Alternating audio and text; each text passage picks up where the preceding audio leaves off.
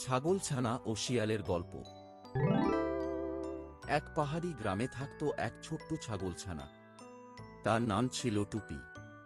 টুপি ছিল দারুণ কৌতূহলী আর দুষ্টু। মায়ের কথায় সে খুব একটা কান দিত না। তার মা তাকে সব সময় বলত, বনে একা যেও না, দুষ্টু শিয়ালরা সব সময় ফাঁদ পেতে রাখে ধরার জন্য।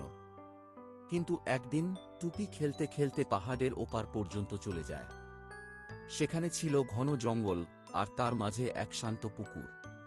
টুপি পুকুরের ধারে পৌঁছে যায়, কিন্তু হঠাৎ করেই সে দেখে গাছের আড়ালে কি যেন একটা রয়েছে, তাকে লক্ষ্য করছে।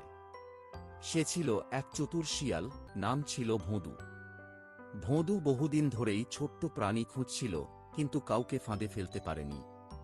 টুপিকে একা দেখে তার জিভে জল চলে আসে।